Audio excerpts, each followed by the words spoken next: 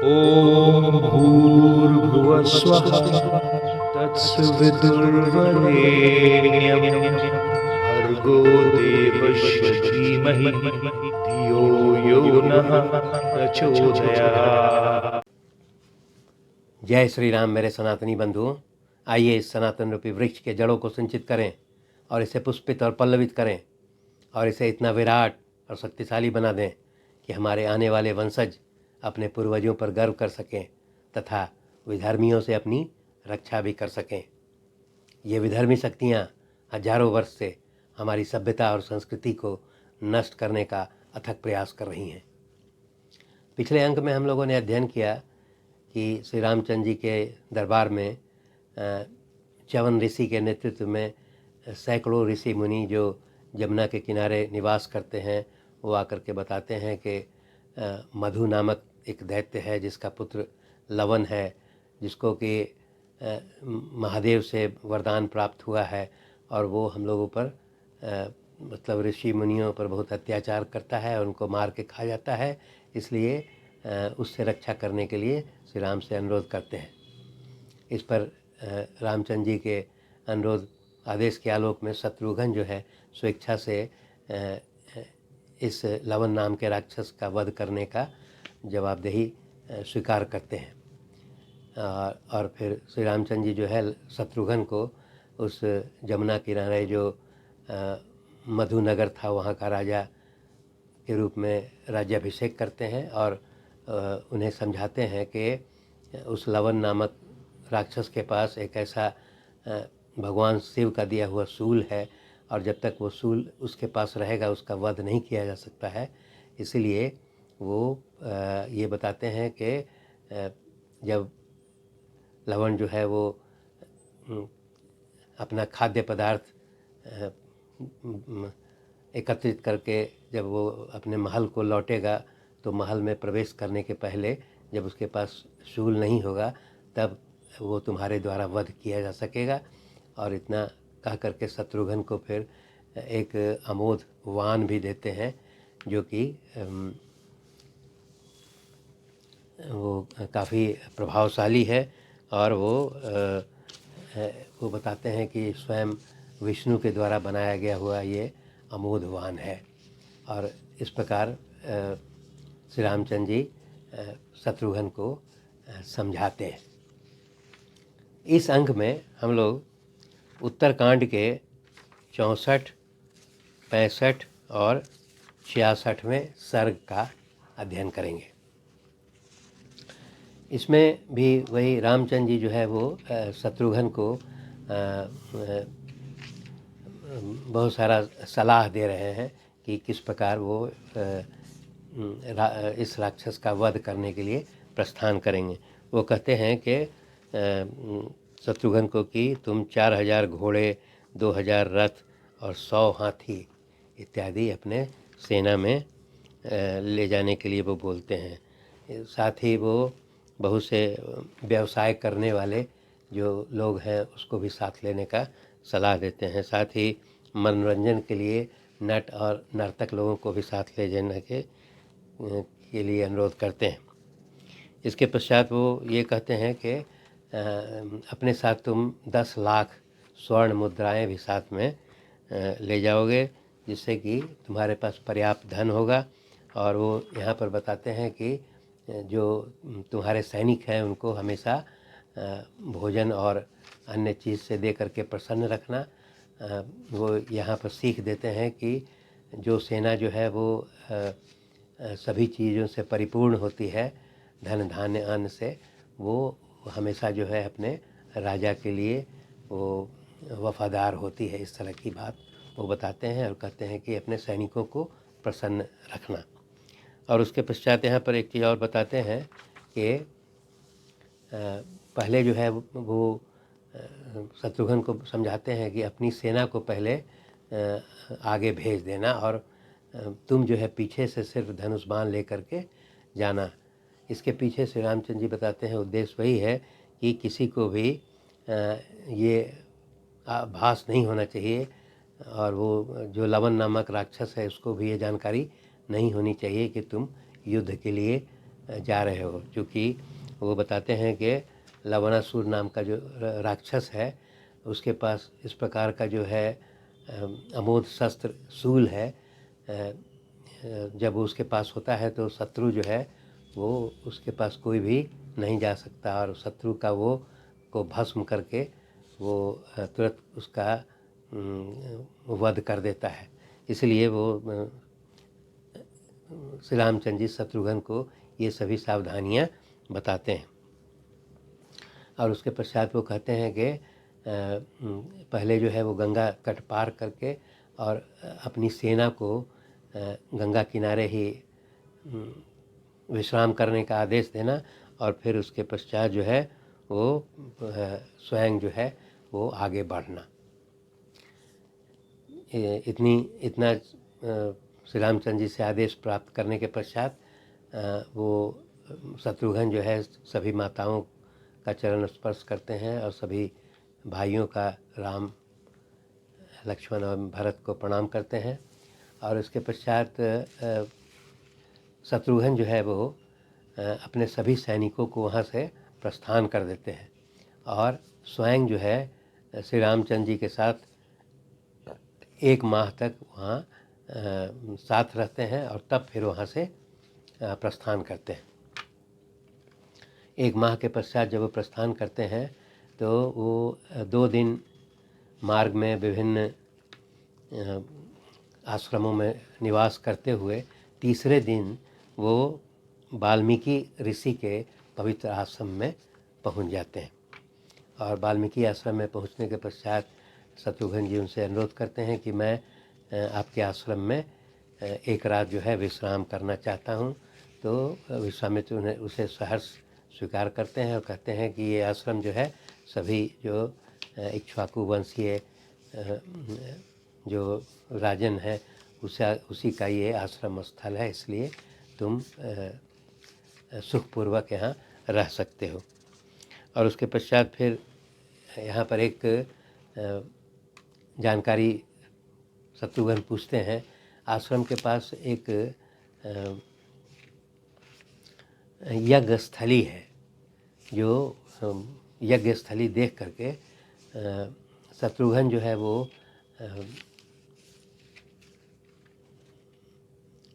वाल्मीकि ऋषि से इस यज्ञ स्थल के बारे में पूछते हैं कि ये किसका यज्ञ स्थल है।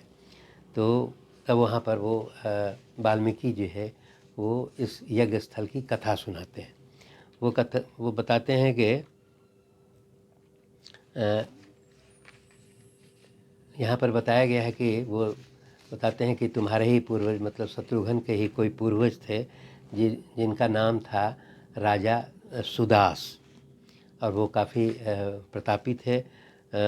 उनका एक पुत्र था जिनका नाम था वीरसह या मित्रसह। वो भी बहुत पराक्रमी था और वो बाल्यावस्था में ही बहुत शिकार वगैरह करता था। तो एक बार की बात है, वो शिकार करने के लिए गया था और शिकार करने में वहाँ उसने देखा कि 2 राक्षस है रास्ते में। उन्हें 2 राक्षस दिखाई पड़े जो कि सभी जानवरों को मार के खा रहे थे। तो उस सुदास के पुत्र ने जो है उसमें से एक राक्षस का वध कर दिया। एक राक्षस का वध होने के पश्चात जो है वो दूसरा राक्षस जो है वो क्रोधित हो गया और बोला कि तुमने मेरे मित्र को बिना अपराध के जो है उसका वध कर दिया है, इसलिए मैं तुमसे बदला लूँगा। इतना कह करके वो राक्षस चला जाता है। बाद में वो मित्रसह जो है वो अयोध्या के राजा के रूप में वो उनका राज्याभिषेक होता है और उनके साथ जो है वो वशिष्ठ मुनि जो है उनके पुरोहित हो जाते हैं। तो एक बार की बात है कि वो मित्रसह जो है वो अश्वमेघ यज्ञ कर रहे थे और उस अश्वमेघ यज्ञ में जो है वो उसमें पुरोहित के रूप में वशिष्ठ मुनि ही कार्यरत थे। तब यहाँ पर दिखाता है कि वो जो राक्षस जो था जिसने बदला लेने के लिए कहा था, उसने वशिष्ठ मुनि का भेष बदल करके और वो जो है अपने राजा के पास जाता है, मित्रसह के पास, और कहता है कि मुझे मांस युक्त भोजन दे दो। तो राजा भी जो है वो चकित होते हैं, और उसके पश्चात वो जब वहाँ रसोइया को भी शक होता है कि ये मांस युक्त क्यों भोजन मांग रहे हैं, तो वो राक्षस जो है पुनः रसोइया का भी भेष बदल लेता है, और वो रसोइया के रूप में बनने के पश्चात वो मनुष्य के मांस के साथ जो है वो भोजन तैयार करता है, और उस भोजन को अपने राजा मित्रसह को देता है। तब यहाँ पर दिखाता है कि वो राजा जो है वो मित्रसह अपनी पत्नी मदयंती के साथ जो है वो उस मांसयुक्त भोजन को वो वशिष्ठ मुनि के समक्ष परोसते हैं। लेकिन वशिष्ठ मुनि को ये ज्ञात हो जाता है कि ये भोजन जो है मांसयुक्त है, इसलिए वो बहुत नाराज़ होते हैं। नाराज़ होने के पश्चात फिर वो राजा मित्रसह को जो है वो राक्षस हो जाने का श्राप देते हैं। और तब यहाँ पर जब मित्रसह जो है उनको जब पूरी बात बताते हैं, समझाते हैं कि उस राक्षस ने जो है बदला लेने के लिए आपका रूप भेष धारण करके और मुझसे ये कुकृत्य कराया है, तब जो है वो वशिष्ठ मुनि जो है वो कहते हैं कि चूँकि अब तो श्राप मैंने दे दिया है, परंतु वह इतना आश्वासन देते हैं कि यह श्राप जो है 12 वर्ष के पश्चात जो है वो स्वयं समाप्त हो जाएगा, पूर्ण हो जाएगा। तो ये जो मुनि बताते हैं, वाल्मीकि ऋषि जो है वो बताते हैं शत्रुघ्न को कि यह जो यज्ञ स्थली है उसी सुदास पुत्र मित्रसह के द्वारा जो यज्ञ किया गया था उसी का यज्ञ स्थली है। इसके पश्चात जो है यहाँ पर दिखाया गया है कि जिस रात जो है शत्रुघ्न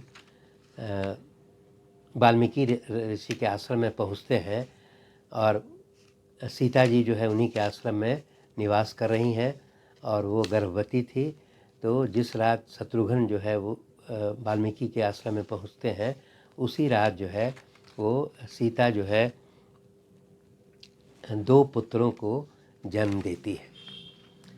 जब इसकी सूचना जो है वो वाल्मीकि ऋषि को जब दिया जाता है तो वो वाल्मीकि ऋषि वहाँ पहुँचते हैं सीता के निवास स्थल में, और फिर उनसे ये अनुरोध किया जाता है कि बच्चे का जो जन्म होता है उसके पश्चात भूत बाधा वहाँ पर निवारण के लिए जो रक्षा विधि करने के लिए जो कार्यक्रम किया जाता है उसको करने का अनुरोध किया जाता है। तब वाल्मीकि ऋषि जो है वहाँ पर जो उपलब्ध